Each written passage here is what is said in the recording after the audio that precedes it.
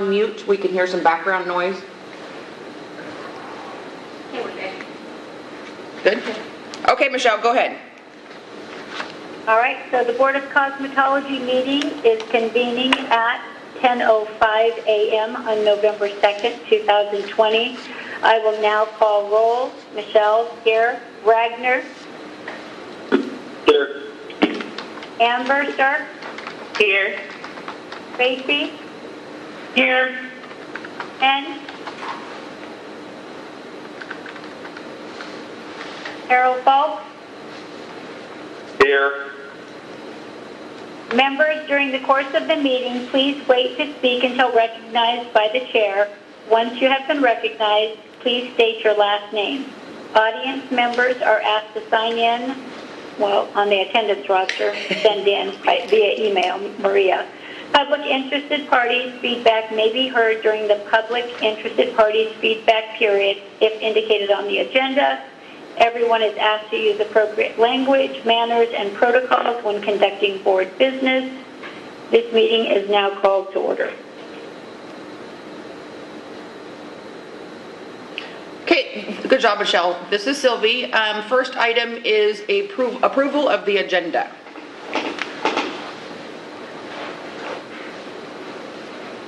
This is Amber. I make a motion to approve the agenda.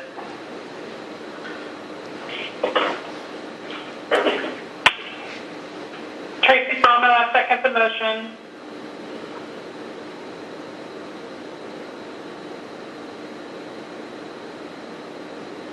Michelle, you have to do a roll call. Oh, I'm sorry. It's all right. All right, so, sorry about that. Michelle Strobel, yay. Ragnar Wirth, Yay. Amber Stark, Yay. Tracy Perma. Yay. Ken, are you on? And Harold Falk. Yay. Good job, you guys. So this is Sylvie. Next is approval of chairperson for 2021. Michelle obviously is currently serving as chair, and you're welcome to re-elect her for next year, but you do need to make a decision and a vote. Her term does not get done until January of 24, so she will still be eligible to be the chair if you would like to continue having her chair, or you can change it, but that's up to you guys. I think you're doing a fantastic job, Michelle. Yes. Do you want to? This is Amber. Do you want to? You know what?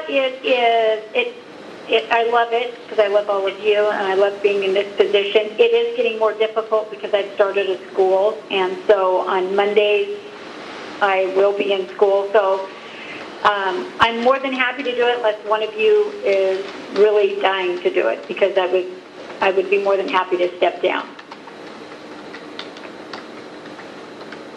Well, this is Ragnar. I vote to extend Michelle's chairmanship of the committee. This is Amber. I second. All right, so we'll do the roll call. Michelle Strobel, yay. Ragnar Wirth. Yay.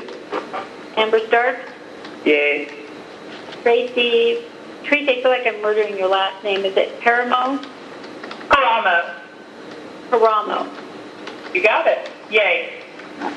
And Ken is not here, I don't think. And Harold Falk? Yay. Good. Thank you. Good job, you guys. So this is Sylvie again. Next item is the 2021 meeting dates. We tentatively have set out, and you guys can talk about this because Michelle just made mention of Mondays now might not work so well for her, but these are Monday, January 25th, Monday, August 16th, and Monday, November 15th.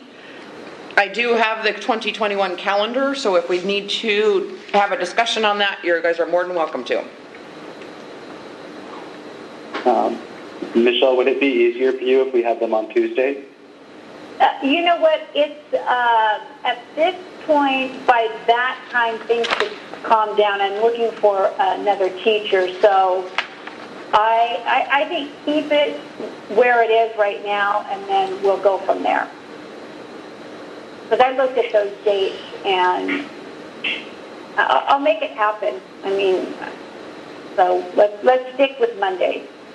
If it works for everyone else anyway. Can you restate the This is date? Wagner. Sorry, did somebody want the days again? Yeah, this is Amber. Can you say them again? Sure. So it's January 25th, Okay. August 16th, and November 15th. And November 15th. Okay. Got it. This is Ragnar. I move to approve the meeting date. This is Amber, second. All right, so let's do the roll call. Self-Tropel, yay. Ragnar Work, Yay. Amber Stark, Yay. Tracy, Ron, Yay. and Harold Falk. Yay. Excellent. Good job. Good job, you guys. All right. So next is going to be the fun one. So we are on some eligibility for retake requirements. So as you guys know, we changed the rules, and the rules basically address newer applicants. So you'll have some information that are in your packets, and we need to go through them, and you guys need to decide what you want us to do. But there are 3 different applicants and several different issues with each applicant. So the first one, let's go to, is the 104487, and they have the eligibility to retake Oregon Laws and Rules and Nail Technology. So they kind of don't fit in this new rule that we have in place because they started this process so long ago. And this first individual, and I can give you more details, but this first individual has had a study review. So back in September, this person did 4 hours of study review, 2 for the laws and rules and 2 for the nail technology. And so basically, not exactly sure what you guys want to do with these. They started testing originally back in 2013. Excuse me, Tammy. Do what? Hey, can you help me out for a second? I had this document, and I know exactly what you're talking about as well. I had it last night. I don't know if I deleted it. Can somebody send me the copy of the agenda again, please? You need all the materials? Yeah, I need all the materials, please. It's coming now. Maria's nodding and sending it to you as we speak. Thank you. No problem. Okay, so for a quick recap, you said since 2000, did you say 17? 13. So the first time they took a test was on July 15th of 2013.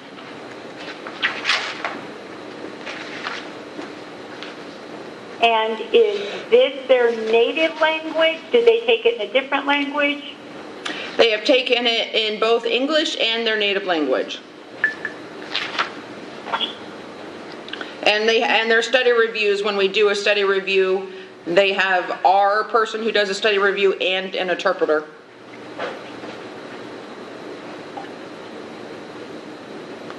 Do we have an example? Do we have an example of where this issue has come up for us already? No. And a decision was made? Okay. Nope. Because if we were able to handle it via your guys' rule and what you guys have been doing in the past, it wouldn't come before you, because that was kind of the point of getting that in rule. But now this is a unique situation, and we've had the conversation before, and I don't know if you remember or not, but we can't prevent them from taking the test. They do have to come before you and you guys get to decide what you want to do before they can take the test, but we can't deny them the fact of taking a test again. So basically it's whatever you choose to make them do is what they have to do in order to test again. This is Tracy Frama. Have they passed any tests since 2013? I don't know. I would assume not, because this is the laws and rules and nail technology. And if they would have passed the laws and rules exam, then they would have had a license in something. Got it. And just for clarity, this is Tracy, just for clarity, like, does that mean that they completed school in 2013 and they have not had any other, like, school training since then? They've just been retesting over and over again? So for the nail technology exam, they had to go back and get it. So this person would have fallen under the old rules, which, remember, the old rules said after such and such failed attempt, you have to wait 30 days and you have to go back and get additional training. All that. So they would fell under that before. So for the laws and rules, they did additional training in 2017, the 40 hours of additional training. For the nail technology, they had to go back in 2016 to retake their practical. They went back in 2017 and did additional hours. They had to go back in January of 20 and redo their practical. And then in September of 20 is when the individual sat down with our study review person. Got it, thank you. No, absolutely, ask away. It's a unique situation, so you guys all need to feel comfortable, and then you need to figure out what you would like to do. This is Amber. The person who helps them with study review, do they have any notes, or are they allowed to take notes about, when they meet with folks? Like, I'm just wondering if there's something we're unaware of, or if there were notes by the study guide. I don't know what's their title. Or just the person who does the study reviews. Yes. So they take notes. Do they have any comments for us to have information to make decisions on? No. So what she does is she prints off the study guide. So everybody gets a study guide, so it tells you in what domains you're, so say 10 questions were asked, you got 2 correct. So obviously you need to study in that area because you only got 2 of the 10 questions correct. So she prints that off and goes through those areas with them. So she knows what areas they need to study, and they go through all that kind of stuff. But she doesn't, she will not give her opinion unless the person is not feeling comfortable. Then she says, well, you don't need to take it now. You can go and study some more and take it when you feel comfortable. But it's up to the applicant on, if they want to do that or not. But no, she does not have any, I'm looking through the file right now. She does not have any notes in here about her opinion of anything.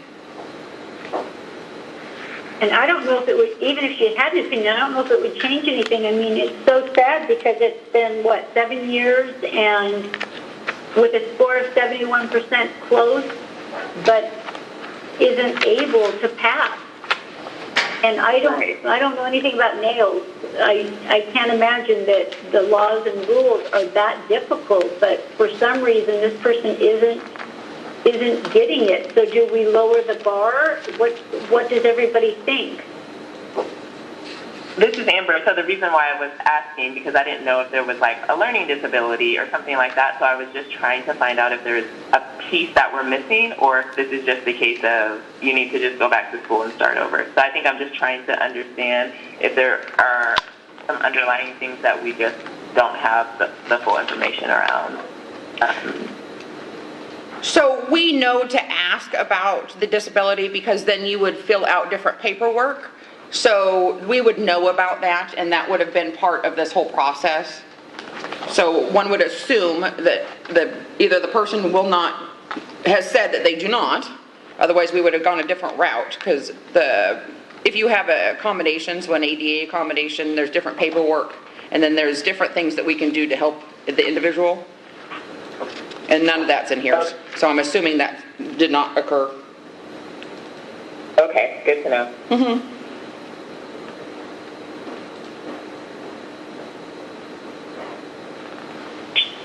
So, hey, this is Harold. Hey, so do we continue to let them? So what are they doing in the meantime to earn a living? My thing is, if it's been since 2013, it's been 7 years now, and they cannot pass the basic state exam, what is it? I'm just trying to figure out what do they do? I mean, we're not going to dumb down the exam for them.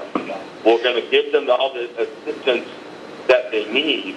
It's been 7 years. And you got to get to a point where, I mean, this is their prerogative, but it's like somebody taking the law exam. It's like you've taken 7 times, you failed, you got to change your line of work. So I think we have to take that look at, and I'm just throwing this out because I know we have to give all the help that we can, but you get to a point, it's like, yeah, you can take it 7 more times, but what are you doing in the meantime to support yourself? So anyway, I just wanted to throw that out. Yeah, and this is Sylvie, and we have, obviously it's none of our, quote, business what they're doing to, as long as they're not doing this, because if they're doing this, then they're practicing without a license. But the thing is even looking at, I'm looking at the Nail Technology right now, even after 2-hour study review and taking it in their native language, they only got a 44%. So, and I do believe in your paperwork, our suggestion is to have them go back to school and redo the program. I agree. Yes. Yeah, this is Tracy. It seems as if they are not retaining the information. It seems like they probably need to be delivered that information again. That's kind of how we felt, but that it's your guys' choice. So I do believe in your packet, our recommendation was that, going back and redoing the schooling. And especially now, because now you don't have to redo, because remember in the past, the laws and rules were like its own separate class, and now it's integrated into the curriculum. So they just, and the number of hours are different. Right. So, but that was our recommendation, but that does not mean you guys have to follow it. This is Regner. I move that we approve the recommendation.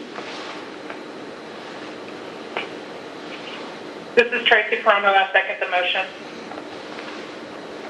Okay, I'll take a roll call. Michelle Strobel, yay. Ragnar Wirtz, Yay.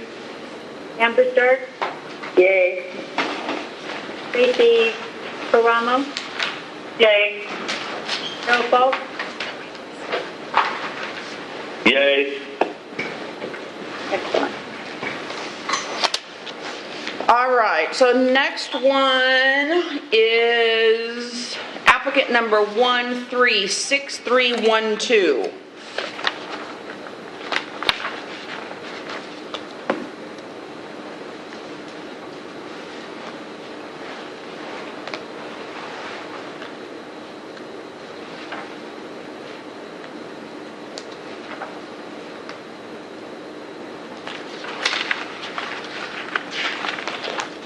I'm looking for the file. I got all the files in front of me. Hold on. One.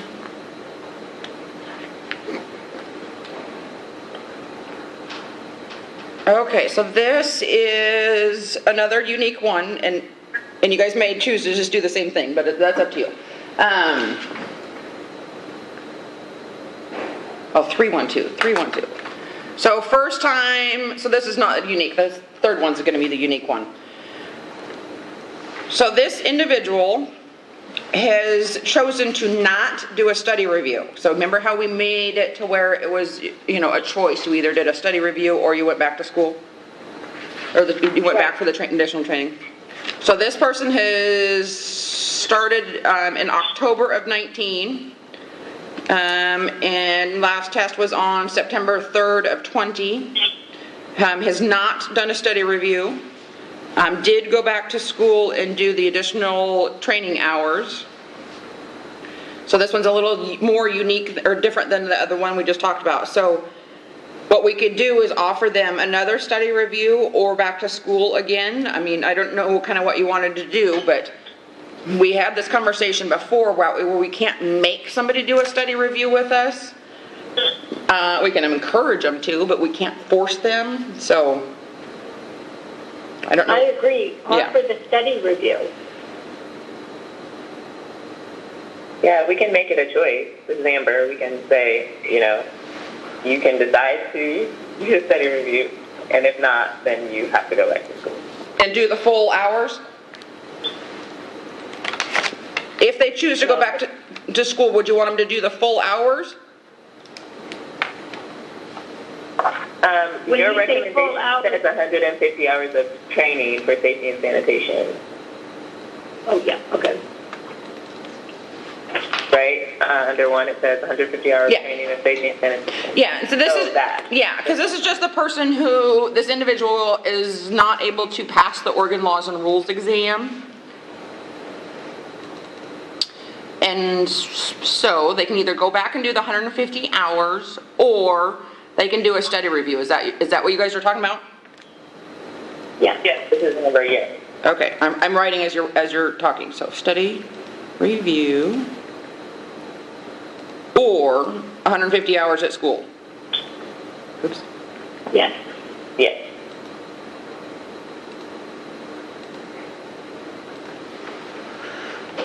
Okay, somebody needs to make a motion, second, and vote on that. This is Amber. I make a motion to approve either having the applicant do study review or 150 hours of safety and sanitation back at school. This is Harold. I second that motion. Oh, you guys are funny. I heard Harold.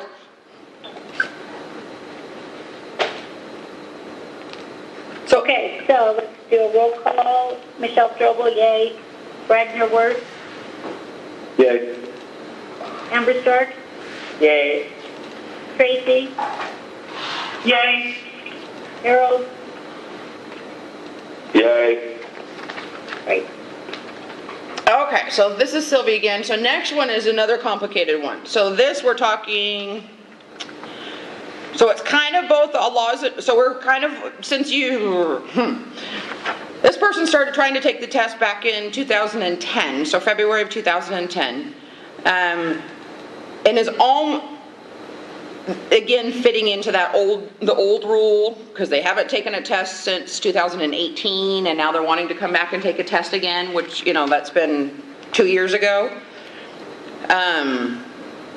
So we're kind of wanting you to make a decision on both the laws and rules, which they haven't met the cutoff, well, the old school cutoff, they met the new school cutoff, new rules cutoff. So this, again, is a weird one. But this person was prior to and has not taken any of the study reviews. So, would you like to do a study review first? Yes. Okay. Yeah, because Well, go ahead. what does everybody else think? I think they should. This is applicant 082182. Correct. So you'll see on there that they went back and have done the additional training. Remember, they started in 2010. So they've gone back under the old rules and did the additional training in 2014. I did additional training in 2018. Retook their practical exam in December of 18. However, one would assume that this person is trying to hurry up and take the exam again before their practical from 2018 runs out, because your practical is only good for 2 years. So, all of that was prior to us changing the rules. So I think what we could do to see how it works, because this person's been doing this a long time, is to offer them a study review. If that doesn't work, then we can bring it back to you guys, and then we can decide either, what to do from there. But because this person has not done a study review yet, but that's up to you guys. Well, and the score of 43% on the 6th to 10th. I say offer them the study review. It can't hurt. I mean, the other one has had a study review. The other person chose to not do a study review, and this person hasn't even had that option yet. So, I mean, we could try it. Yeah, I agree. Yes. Because the thing is I think that most likely this person is trying to hurry and get in real quick because of the practical thing. Yeah. Okay, so let's do All right, we need a motion. study review. Okay, yep, need a motion. This is Amber. I make a motion to offer a study review.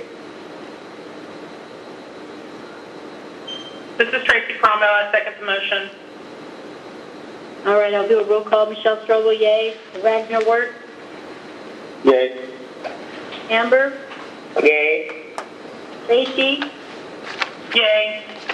Harold, Yay. love it. Okay, thanks you guys. Those are some unique ones.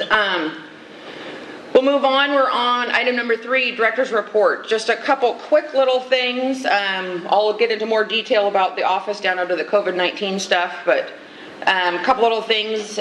We do, obviously the way things are working here are a whole lot different. We do not allow people to come into the office without an appointment.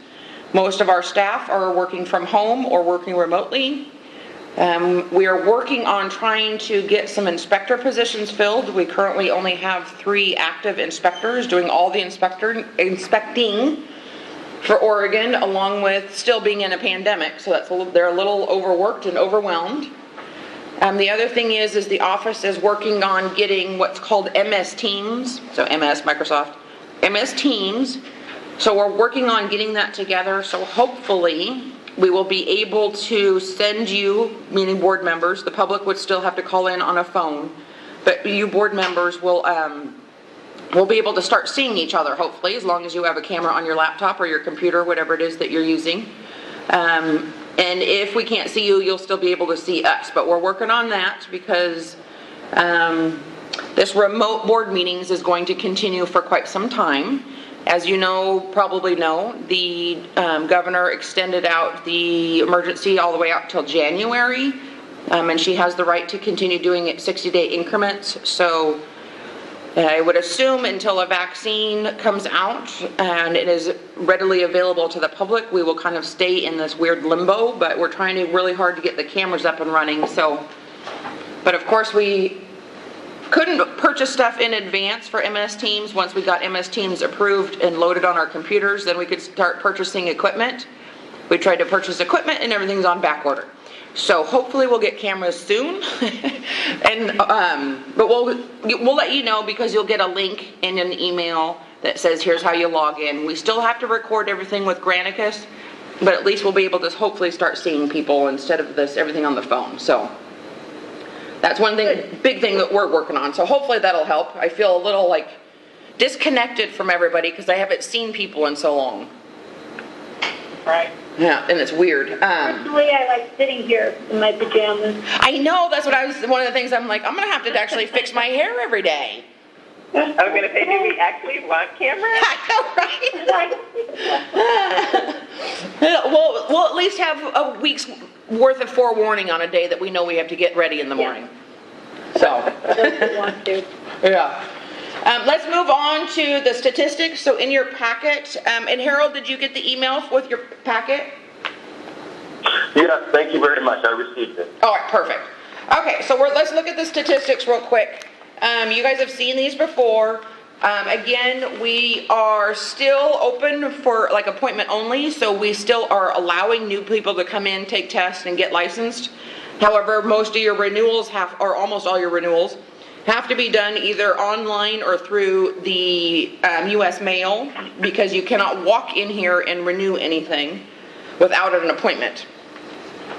So that first slide just shows authorizations issued and renewals processed, broken out by our quarters, and again, our quarters are a little different than everybody else's quarters.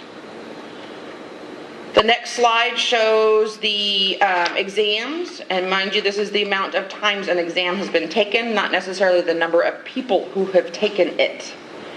And then it shows... Okay, hang on just a sec. Absolutely. I've got a question. Go. Back on the authorization statistics. Yep.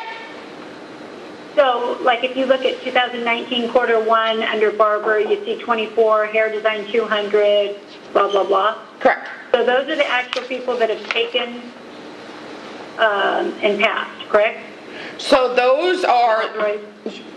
Right. Those are licenses issued, authorizations issued. Okay.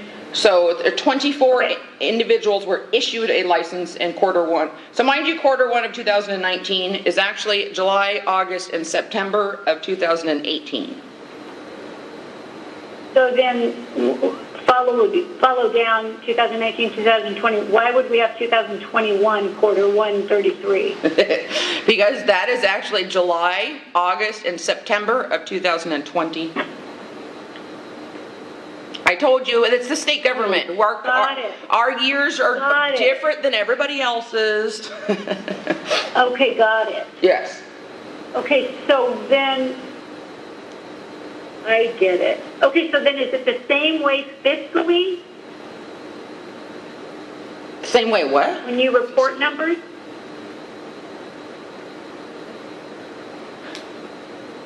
So, yes. So yes, because our year always goes from every July through June 30th.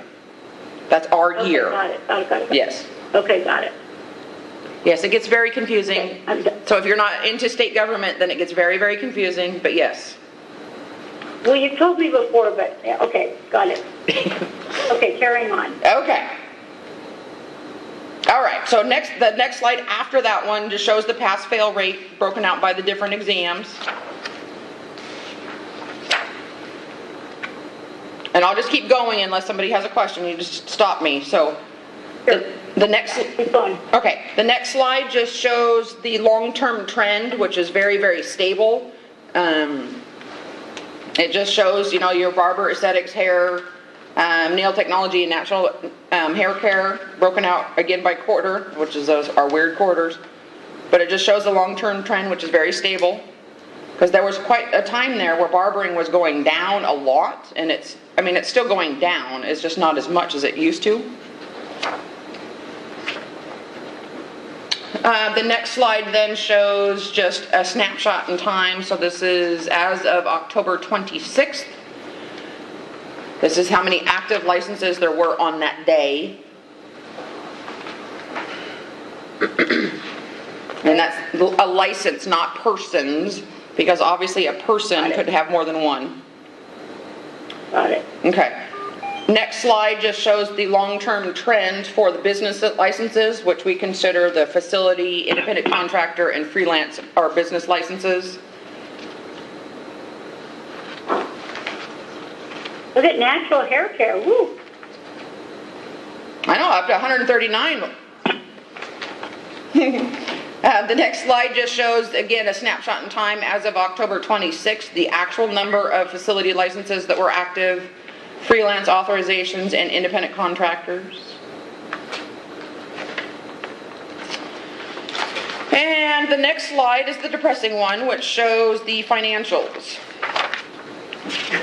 So you can see there that so if you look at, we'll talk about this quite a bit, and it will kind of lead into some of our 2021 legislation stuff, but one of the things is you can look at your revenue is pretty stable. You don't want to look at the very last column, the 2021 column, because there's not enough months in there to be a whole year, but the 4 before that are a whole year. So you can see that your revenue is pretty stable. It's your expenses that keep going up, and that has to do with being a part of the Oregon Health Authority. So one of the things that we're going to have to do is increase fees, and so that will be the bigger discussion under the policy, under 2021 legislation. I'll talk about that quite a bit.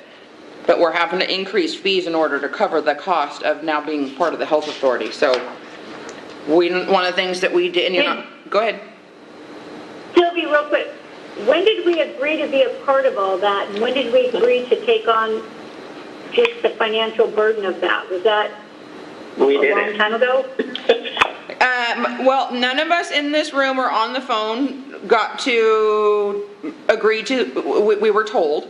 So the legislation moved us underneath of the Oregon Health Authority back in 15. More or less. About 2013-ish. It's been a while. So, but when they first moved us to Health Authority, they just basically did a cut, just plopped us over up under like the director's office. And so we sat there and we're pretty much independent and just kind of sat there, this like quasi-office thing for about 2.5 years, and then they moved us underneath the public health division and integrated us into the whole health authority, public health, and that's when things started getting more expensive. So it didn't happen right away, and so, yes. But that was, the legislation is the one that did that. Okay. Well, It's funny how they never asked us about that. I swear to you, I haven't spent a dime, guys. Nope, it has nothing to do with you guys. It's, because you can see, so down on that same slide, if you look down on the bottom, I know it's fine print, but if you're on a computer, you could probably zoom in on it. But when you see there where it says like shared assessment, so back in 2017, you guys paid 91.6%, and you're currently only paying 86.34%. So your expenses, the percent of expenses that you have to pay, you meaning the Board of Cosmetology's fund has to pay, has actually gone down, but the amount of expenses that the office has skyrocketed due to being part of the health authority. So the reason your percentage has gone down is because the office has also grown, because we're now at 16 boards and programs, and back in 2017, I do believe there was only like maybe 9. So the more the office grows, as in having more and more boards and programs, the less your percentage will be, because you now don't have all the licensees comparatively. Right. And so the amount of and the shared assessment would be anything that everybody has to pay for, such as rent. Any of the assessments of being a part of the health authority gets divvied out to all 16 boards and programs.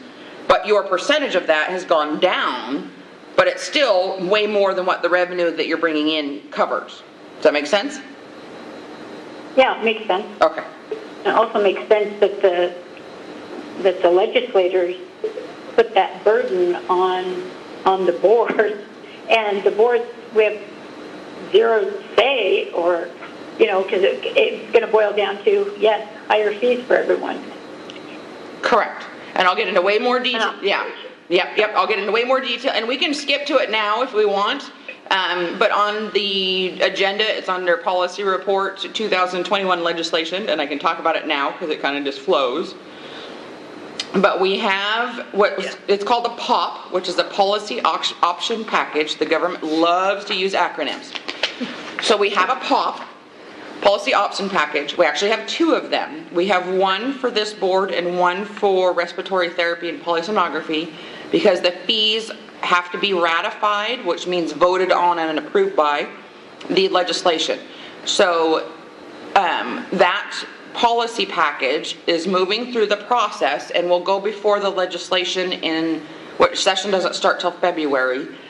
But at some point it'll go before them, and I'm assuming that they will ask me to come down, and I don't know how we're going to do this because with the whole COVID, I don't know if it'll be on like a screen somewhere in a private room or something. I don't know how it's going to work. But I'm going to assume they're going to ask me how it's going and what's going on and why. Why do their fees need to go up? And because your guys' fees haven't changed since 2012, which was prior to being a part of them. But that is also, I made sure, so we have to do what's called a narrative.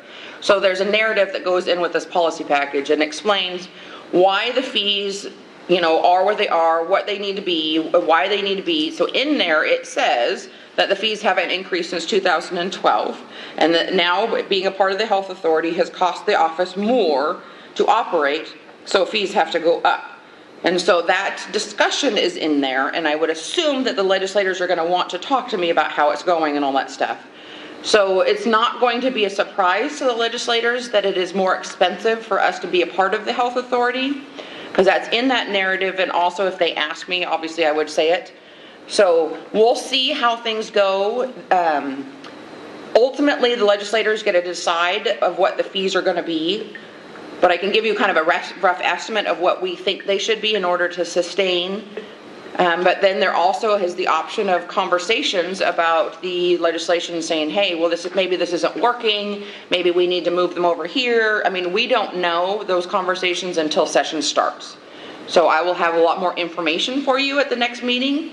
because I'm going to assume by then I'll have had a couple of conversations, but we'll see. This is Amber. Can you make recommendations or at least like contrast and compare how it's affected us to be a part of, you know, the health authority? And do you think they will give you space to, I mean, I don't know what your recommendations are since being the director, if you feel that this has been, if it has been effective to be a part of this new, Right, be a part of setup. Yeah, being part of public health. Is it working for us? Well, that kind of depends on what you're talking about. So, and that's what I would say to the legislators. You know, there's certain things that do work. There are certain things that don't. And so, you know, however, you have to understand that I have to do what the legislation tells me to do. You know, I mean, they're ultimately the ones who gets to make the laws, and I'm the one who has to enforce the laws.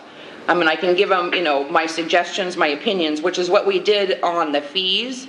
So yeah, the fees are going up, but we tried really, really hard to still make the fees for students who are right out of school, so that that's still cheaper than it is for once you've been established and you do your first 2-year renewal. So I got to, you know, give some input on that. But this, you know, the fees still have to go up in order to cover the projected cost of us being a part of the health authority. If the it looks good. Yeah, no, and if the conversations start changing to where it's like, okay, well, what happens if you were to go here, or what happens if you were to do this? Well, then that's a whole different conversation. Then that's a different set of fee numbers, because I don't know what it would cost to be that, or I don't know, you know, if you want us to go back and be independent again. But, you know, I don't know those numbers, because this will be the first that I've heard of it. I'm telling you, here's what the fees need to be if we're going to stay where we're at, kind of thing. So. Hey, Tammy, this is Carol. Sylvie, yes. So the proposed piece I'm looking at right now, and can you explain the last two? Because everything looks pretty nominal. Like you said, individuals who are entering the profession out of school, $10, license renewing, $20. That's nominal. Application for business license, $34, and then business license renewal, $43. How did we come to that? So again, those were conversations with my input of, so they said, well, so when I say they, there's a budget analyst who says, here's how much it costs, here's how much the fees need to get, how much revenue needs to go up in order to cover those costs. And I said, okay, because if you keep the fees for the new applicants straight out of school, that $10 change versus higher, somebody else has to go higher. And I said, typically, your businesses have more money, can afford more than a $10 raise, but you have your students who are fresh out of school, who haven't worked yet, who have student loans, who can't necessarily afford a $30 raise and fees. So, does that make sense? So I try to have the fees for that makes sense. Newbies less, which means somebody else has to pay more.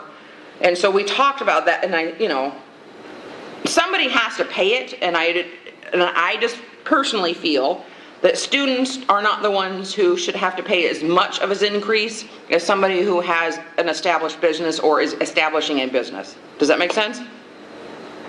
Yes. Okay. Yeah. But we went from how many boards to how many boards again? I'd have to go back and look exactly at what we were back in when we moved over, but currently we're at 16 boards and programs. And before we were at? Well, it depends on when you say to before. Like before we moved into the health authority, or before, like when we're independent? Yeah. 10, 12. I would say, I'm not 100% sure off the top of my head, but I would say closer to 10. Yeah, that's the difference. Government keeps getting bigger and bigger, and the bottom line is all these independent licenses or business licenses keep picking up the tab on it. So we have no control over how many boards there are, correct? I mean, that's a legislative decision. Right, and part of it is if you look on that financial slide, your actual percentage has gone down. So the Board of Cosmetology only pays 86.3% of stuff versus the 91.6%. So the more boards we get, the less this board has to pay for, because all that stuff gets divvied out between more boards. So your percentage of said, say for instance, rent, which we all know rent does not stay the same, but say for instance, in a magical world, rent was the same in 2017 that it is in 2020.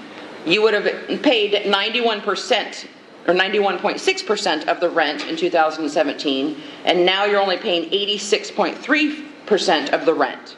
That's what that shared assessment is. Well, yeah. Yeah. When you look at like the state fiscal years 2017 and how much money that we had, Yep. and where we're at today, I mean, it just speaks. It has to be because of the addition of more boards. It's not. It's not. It's the addition of more expenses. So what you'll look at is where it says expenditures. So you have 3.6, 3.7, 4, 4.2. So it's steadily going up. And your revenue between 2018, 19, and 20 is kind of the same. Yeah. I see. Yeah. Gotcha. Yeah, maybe it's not. Maybe that's not the way to say it. More boards. It's just there's just so much more revenue. There's more expenses. Just more expenses. Period. Excuse me. More expenditures every which way around. Because when I first started, it was like we had so much more. So, anyways, all right, that's perfect. Thank you for that explanation. Yeah, before we moved over to the health authority, we were generally voting on discounts and how to reduce costs to applicants and licensees. So is there some way for us to vote to not approve the fees and to just run at a deficit as a board? I'm serious question. Is it possible for us to not approve the fees and run at a deficit? And no, it's real talk. And then when you go to the legislature, tell them, prior to you moving us, we were able to consistently and repeatedly approve discounts and fee reductions. And now that you've moved us, we're passing on a burden to licensees that is neither needed nor fiscally responsible or efficient. So, I personally, I would vote no to any increase because it was a completely unnecessary move that hasn't benefited licensees or businesses. And I don't see any reason why any of us should support it. It's done nothing but bog us down and create additional expenses, and it kind of seems to me it's also decreased the efficiency and effectiveness of the health licensing office as a whole. So are there any tangible pros to this move that they've done for us? Because I don't know that I've seen any. So before you answer, Sylvie, I would totally want to hop on what Roger was saying, which is the reason why I was asking you that question. Because if we, as a board or as just as Oregon Health Licensing, have been able to be fiscally responsible and at the same time make sure that we're not passing costs onto the burden of costs onto applicants and licensees, I feel like that should be rewarded, and that's why I asked you if you felt like, in general, this move to public health has been, I'm sure there's been some perks, but I wonder if, in general, this has been beneficial for, the Oregon Health Licensing, I think we're all feeling like this is not helpful for, licensees or applicants. So I'm on the same kind of mindset as Roger about how can we speak to the legislature about how this can be problematic for everyday people, especially now under COVID and people losing their jobs or having to be come back to being licensed to have income. I'm just trying to think about ways in which we can advocate for applicants that and licensees that we serve as board members. Exactly. If you move us and it's more expensive, then you pay for it because we didn't ask for that. And certainly our applicants to the profession didn't ask for that either. So, can we protest? This is Tracy. Sorry. This is Tracy. And even in my very first board meeting that I came to, this was touched on just briefly, and I asked Sylvie, are you seeing the benefit of this move? Because that was my question early on, even early on in this conversation, was like, we're taking on, yes, we have a smaller percentage that we're responsible for, but we're taking on it's a bigger chunk because the expenditures are larger. And I think we would just like to feel, or I myself would just like to feel like, if we're taking on more costs, are we seeing the benefit? Or what are the benefits that we're seeing to being part of this, health department? Or is the legislature just like taking a really like bird's eye view and just not really looking at us as individuals, but just looking at all departments and just being like, all these moves are saving money whether or not they affect an individual, office? This is Michelle. I think, though, Sylvie, you can correct me, I think we've added more investigators, we've added more staff to this board, correct? This is Sylvie, no. We have fewer staff. We have fewer staff now, Michelle. Is that correct? We have fewer staff, Sylvie? That is correct. What's our staff number? We're currently at 32 FTE, again, another acronym. FTE means full-time equivalents. So we have 32 positions, and prior to coming to the Health Authority, we had 37. And the 32 isn't a bearing on the COVID. That's where it's at. Right, it's called FTE, full-time equivalents. So even if a position's vacant, we still have a position. So we have 32 positions. Not all of them are filled, but we had 37 before we moved to Health Authority. Some of the ones that because we've lost actually more than that, and then we have gained a few back since then. So we lost like our HR our position, we've lost a bunch of our accounting and budget related people, because those are shared services. Anything that is a shared service, those positions moved over to their unit, so they incorporated those positions into their divisions. So did that mean they streamlined and added those folks to that department, or did they lose their job? Oh, the people themselves, well, a couple people retired because they didn't want to go, but then some people did physically move, yes.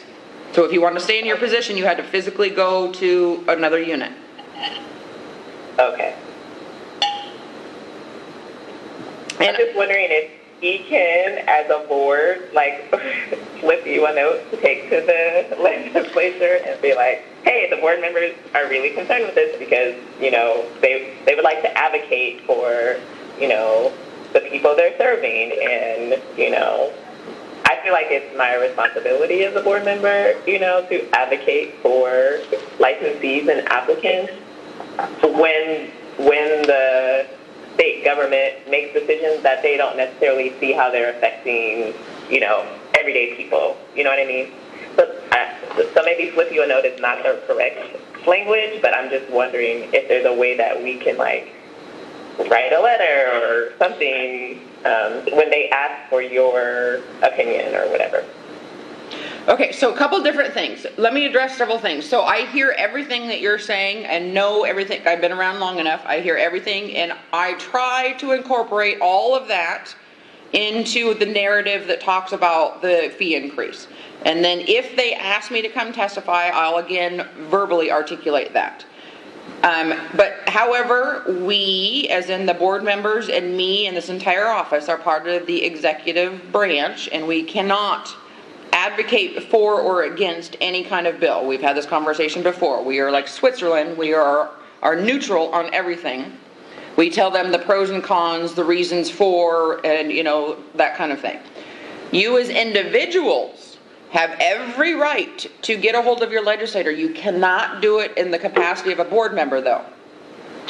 So the letter that is in your materials that is sent out from Sammy that talks about during the 2021 legislative session, that is a public document, and that also Sammy has sent it out. And so everybody has that. So it's not a secret, because we were trying to get people out there to know what's going on and get them actively involved. Because anybody can get in touch with their legislator, obviously, and people are in different districts, so your legislator is going to be different based on where you live. But as individuals, you have every right to do that. But as a board member, we have to do a different rule. And I get what you're saying, and I 100% understand. But as a board member, you can't be doing that. You can do it as an individual. Does that make sense? Yeah, absolutely. Yeah. Yes. And so, and like I've heard, and Ragner's been around long enough to know, and long enough that he had to change his name, because now I can't never call him the right name, because I always want to call him Roger, because you were Roger before, and I have to correct myself all the time.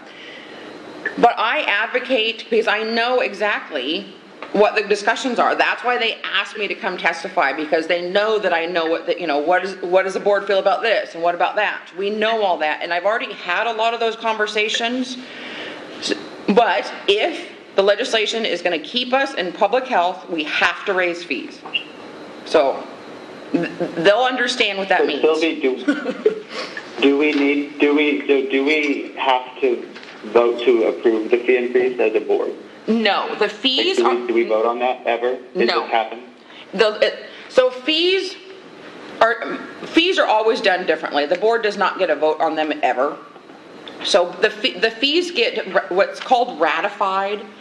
So the legislation sets the fees. So the legislators will agree to the fee or not, based on our recommendation. So in order to maintain this board in this current location underneath public health, and as things stand right now, here's what their fees need to be, keeping in mind that I tried to make it cheaper for students and more expensive for people who've been in the profession, blah, blah, blah, blah. Everything I just said to you.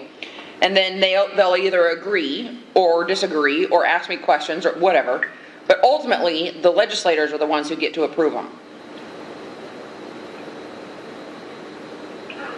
Well, Sylvie, you make a recommendation to them so you can let them know how we feel. Oh, absolutely. Yes. And like I said, that narrative, once our budget document becomes a public document, we can send out the narrative so that you guys can see basically what I wrote. Because eventually that document gets published. And so you'll be able to see in there, we won't send you the whole thing because it's all for all of public health. We'll just send you the pieces of it that pertain to you guys. But once they finalize that, then we'll make sure and get those documents out to you. So you can read what I wrote. Excellent. Thank you.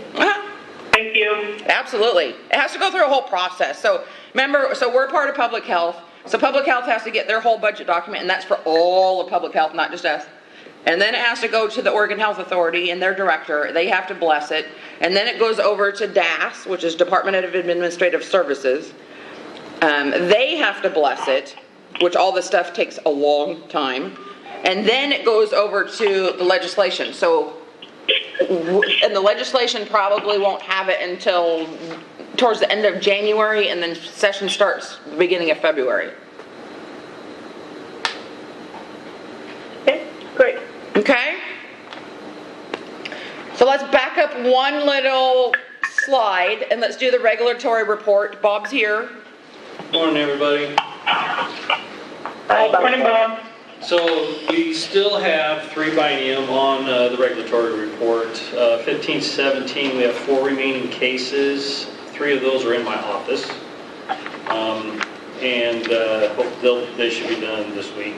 And then, so that gives us a total of 305 complaints received, and 301 of them are closed currently, well, as of October 15. And then 17-19 biennium, we had a total of 387. 34 still remain open, and 353 are closed. And in this current biennium, we've had 397 complaints, and 128 remain open, 269 are closed.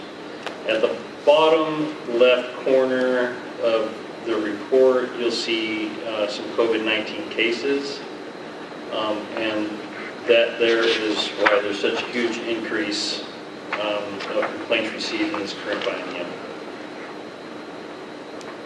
We've had a total of... This is Michelle. Yeah, Michelle. When you say the COVID-19 cases received, so people are calling in and saying I went to a facility and I got COVID-19 from that facility, or what is that? Thank goodness, no. They are everything from I walked past a facility and somebody wasn't wearing PPE or wasn't 6 feet apart, to I was in a facility and folks were not wearing protective equipment and not 6 feet apart. So, and we specifically. If they have time to complain about that, they should go home. Anyway, so that is an ever-changing number. We were getting, probably upwards of over 10 per week, and now they just trickle in 1 or 2 a week. I'm cursed for even mentioning that, because I'll get back to my desk and I'll have 30 of them. But yeah, so that's taken a lot of the inspectors' time, but at the same time, while they're doing these, they're conducting regular inspections in those facilities where folks have called in and complained that someone is not abiding by an executive order. Oh, well, good. Hitting 2 birds with 1 stone then. Yes, ma'am. Any other questions? I like it. No, not for me. Excellent, thank you. Okay, so this is Sylvia again. Let's get back to, okay, so in your paperwork, we've already talked about the legislative session, so let's get past that. So in your packet, we cut and pasted some of our rules. So the office has a set of rules that pertains to all 16 boards and programs. So when COVID hit, we did a whole bunch of rule writing because it was for one, state of emergency, and then we were trying to make sure people could still work as much as they needed to, and to try and adjust to everything that was going on. So one of the things that we did was we couldn't get the fee to 0 because we have to charge a fee for a late fee. So we would switch it to $1. But you had to be active on the date of the emergency. So if you've been inactive for 3 years and now we're trying to reactivate, you have to pay the full fees, the full late fees and all that stuff, because you weren't active on the day of the emergency. So that's what this rule is. So it's talking about the late fee. You still have to abide by all your regulations that pertain to your license. So that's one of them. The other one that pertains to cosmetology specific is the compliance with the executive orders. And so when the governor gives an executive order, and then the public health came out with that guideline, so that personal services guidelines, it was already statutorily required for you to abide by them. And if you failed to do so, you can get... we could cite you for unprofessional conduct. However, we wanted to put it in a rule so that it was very clear, because it's already part of our statutes. But when you don't have something in rule, most people don't read our statutes, so they don't even know it's there anyways. So we put this in. We're now beefing this up and getting it a lot. So this is this is the rule that's in place right now, but we're having a new one come out that's way more detailed. So it will cover any time there's an emergency, a declared emergency, not just the COVID-19. It's going to cover a lot bigger, broader stuff. Because when you get a directive from, the governor, just because you don't agree with it does not mean you get to not abide by it. When you have a state license, you must abide by state rules and regulations. So that's kind of where that one went. There's a couple others that we put in place, but they don't pertain to cosmetology because you guys don't have continuing education. And then there's a very specific one about a couple different professions of ours allowing individuals from other states to come in. For instance, respiratory therapists, they were the #1 people who were working with the COVID patients. And so we allowed respiratory therapists to come into Oregon without a license to practice respiratory care. In Oregon, even if they didn't have an Oregon license, they had to have a license from whatever state they were coming from. But Those obviously don't pertain to cosmetology, but there was a bunch of stuff like that we automatically did right away, so that was one of our Gotcha.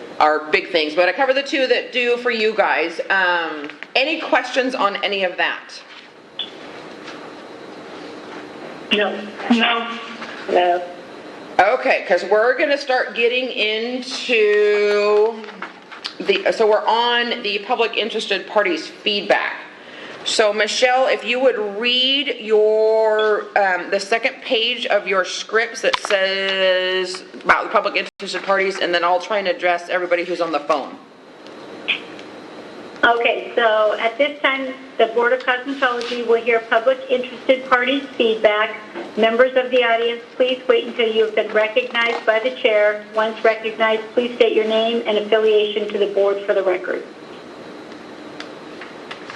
Okay, so this is Sylvie from the Health Licensing Office. I'm, anybody on the public phone wish to make a public comment? And if so, you might want to unmute your phone.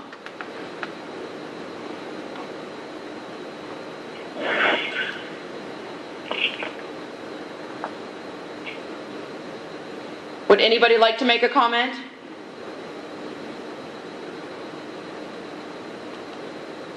Well, that would be a no, so there's no... Hello? Yes. This is Karen Dykeman from Vegas Beauty Schools. Hi, Karen, go ahead. Can you guys hear Karen? Pardon me? Yes. Are you addressing the issue of our students having to wait 3 months to take the test license for their licensure? So the restrictions that the governor's office has put on our office is, so for board members, Karen Dykeman is on the phone. She's making asked a question about the length of time it's taking for us to schedule individuals for testing. So the restrictions that the governor's office put on our office, for one, made us shut down. And then once we were able to get approval to reopen, we had to put certain things in place, certain guidelines in place. And with the restrictions, it really limits the amount of individuals that we can allow into the building for one. And then, which even more limits how many people can take a test to get a license. So we are doing by appointment only, scheduling it out.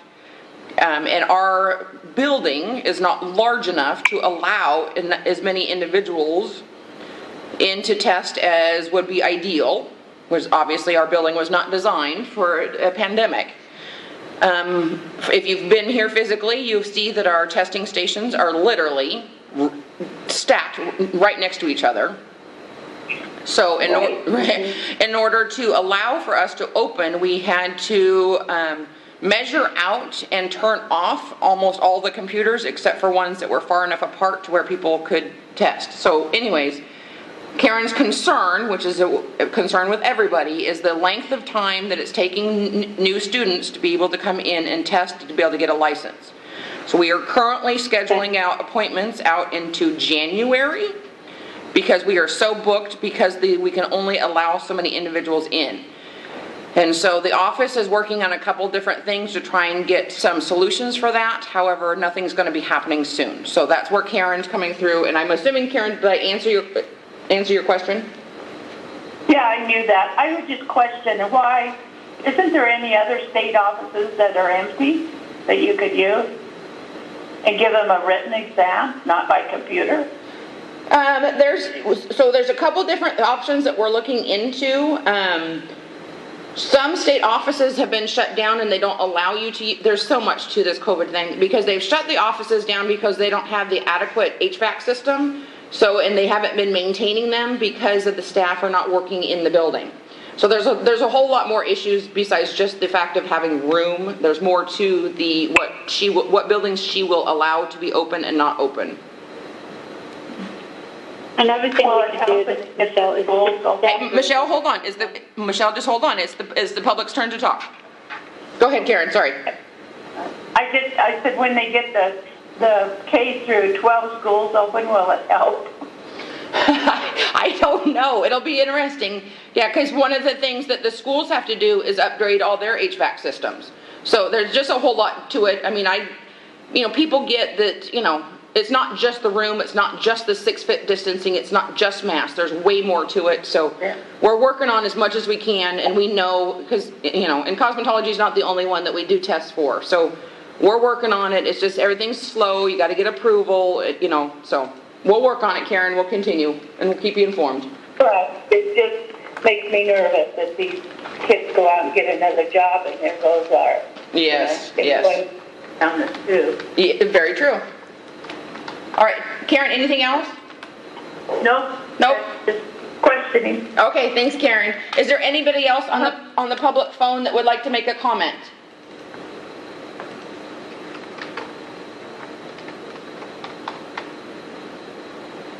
Okay. All right. Okay, so those of you who are on the public phone, we are currently on the agenda on item number 5, which is executive session. So when we get into executive session, you are welcome to stay on the phone. I'm going to put it on mute, so you will not hear us, but you're welcome to stay on it. They will not make any decisions in executive session. If they need to make a decision on something, they'll come back out and do that on item number 6. And then they'll move on to item number 7. So public members, you're welcome to stay on the phone, but again, I'm going to mute it during executive session, but the phone line will stay on, or you can hang up and be done. That's kind of up to you, but the phone will stay on. Michelle, if you would you please read your executive session script? Yes, of course. The Board of Cosmetology will now meet in executive session pursuant of ORS 192660 and ORS 676590 for the purpose of considering information related to investigation cases exempt from public disclosure at 11:17 a.m. on November 2nd, 2020. Representatives of the news media and designated staff shall be allowed to attend the executive session. All other members of the audience are required to leave the room. Okay, we don't need to go into all of that. We're now in executive session. Nope, I'll mute the phone. I know we need to update that script, huh? We never thought we'd be in a pandemic for this long.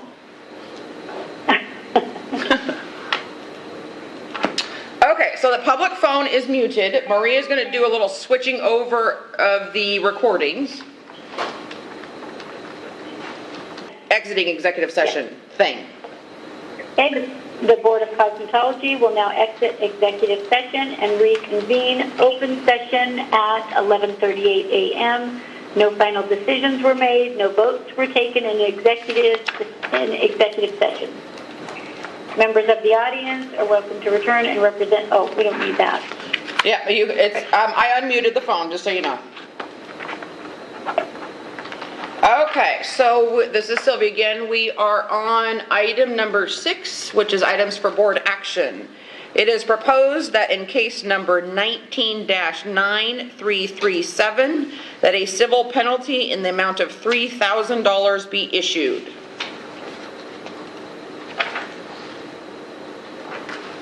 This is Ragnar, so moved. So Ragnar did a motion. This is Amber, I second. All right, Michelle Strobel, yay. Ragnar Wirtz, Yay. Amber, Yay. Tracy, Yay. Harold. Yay. Excellent, you guys. Okay, so it's Sylvia again. We are on item number 6, which is other board business. So your next meeting is January 25th. One of the things, I will obviously keep you guys up to date on everything that's going on with the office and the legislation and COVID and all that stuff. But is there anything that you guys want to see on the agenda or wanting us to work on between now and then?